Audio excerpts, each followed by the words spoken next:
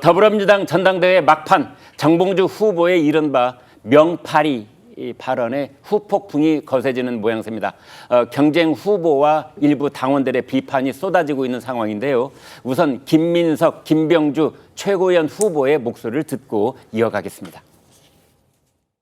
지금 당원들을 중심으로 정봉주 후보에 대한 사퇴를 요구하기도 하고 있는데 당내에는 당원들을 포함해서 다 여러 가지 의견들이 제시되고 또 토론되고 또 검증되고 그런 과정에서 다수와 소수가 또 확인되고 이런 자연스러운 과정이 민주주의고 정당이고 전당대회 아니겠습니까?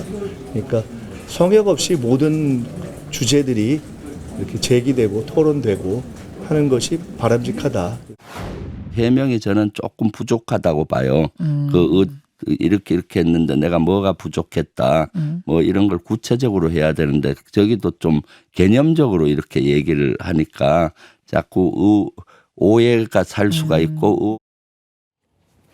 자, 이렇게 이제 야당 내부에서 정봉주 후보 발언과 관련해서 여러 가지 얘기들이 나오고 있는데, 최재원 기자, 이런 얘기들 중에서 이제 김민석 후보의 경우에는 좀 1등을 하고 있는 사람의 여유 같은 것이 살짝 묻어나기도 하고 그래요. 좀 결이 좀 다르기는 합니다만.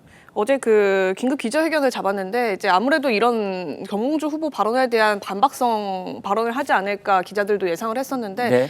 의도적으로 이제 김민석 후보 측에서는 그런 발언들은 좀 피해서 하겠다라고 얘기를 했다고 그랬군요. 하고요. 네. 그런 메시지는 내지 않고 다른 부분으로만 하겠다, 집중을 하겠다 이런 취지로 얘기를 했다고 합니다. 네. 김민석 후보 같은 경우에는 과거 총선 때도 뭐 한동훈 후보 쪽에서 2조 심판론 들고 나오니까 최대한 무시하는 전략으로 가야 한다 이런 식의 전략을 폈던, 그래서 이재명 대표에게 이게 뭐 총애를 얻었던 그런 후보로 알려져 있습니다. 이번 논란도 마찬가지로 당내 일각에서는 정봉주 후보의 이른바 노이즈 마케팅이다 이렇게 보는 시각들도 있거든요. 네. 그러니까 여기에 이제 일일이 응수를 해줄 경우에 오히려 역으로 정 후보만 튀게 되는, 정 후보의 인지도나 여러 가지 입지만 더 공고화시키게 만드는 요소가 있기 때문에 그런 대응들을 최대한 자제하자라는 움직임들도 일부 있긴 합니다. 그러나 다만 이제 지도부 선거에 지금 출마한 후발대, 그러니까 뭐 약간 후순위로 밀려난 지금 지지를 별로 받지 못하고 있는 후보들 사이에서는 당연히 이제 즉각적인 반발들이 나오고 있는 건데요.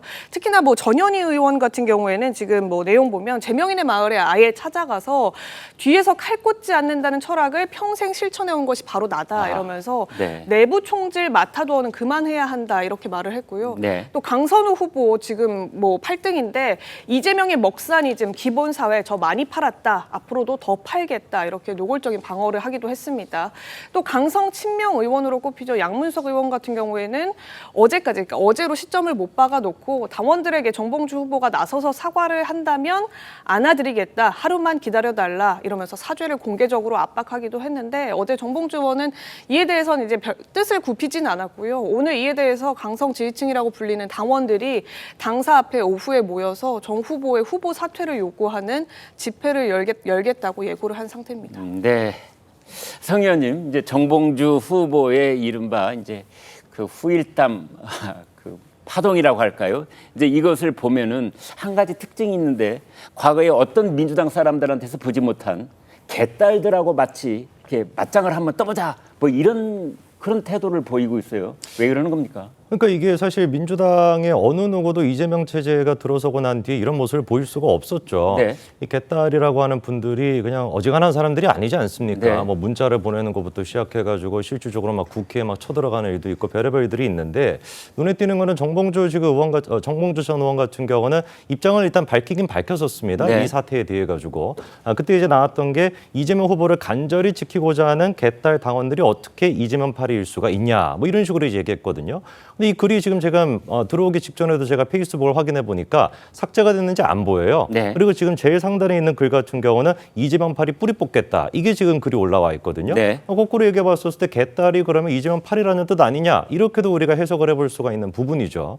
사실 일반 사람들 같았으면 개딸에 대해 가지고 이렇게까지 반응을 잘 못합니다. 네. 뭐 지금 그 개딸 분들이 하는 것도 제명인의 마을은 정봉주에 대한 요구로 지금 이제 막 도배가 되고 있고 그리고 또 정봉주 전 의원이 그 유튜브 채널도 운영하고 있는데 그것도 구독자가 한 5천 명이 빠졌다라고 해요. 네. 그리고 오늘 또 오후 1시에 같은 경우는 민주당 중앙 당사 앞에서 정봉주 사퇴하라고 또 규탄 집회까지 연다고 합니다. 예. 웬간한 사람들 같은 경우 견딜 수가 없는데 문제가 뭐냐면 정봉주 전 의원 같은 경우는 욕먹는 데 익숙한 분이에요. 네. 그러니까 별로 그러다 보니까 뭐 개딸 이분들이 뭐 뭐라고 하든지 간에 별로 신경이 잘 안 쓰이는 거죠. 네. 그리고 또 정봉주 의원이 익숙한 게 뭐가 있냐? 막말이 또 있지 않습니까? 네. 그래서 이번에 이재명 파리에 대해서도 정봉주 전 의원이 했던 얘기가 암덩어리라고 하는 표현을 썼는데 네. 글쎄요. 이재명을 팔고 있는 사람들이 암덩어리라고 한다면 일단 첫 번째 질문이 드는 것은 그 이재명 파리가 누구냐라는 질문도 들지만 네. 그럼 이재명 대표는 뭐가 되냐라는 또 질문도 들지 않습니까? 네. 그러다 보니까 두 가지에 익숙한 욕먹는 거에 또 익숙하고 막말에도 익숙한 이 정봉주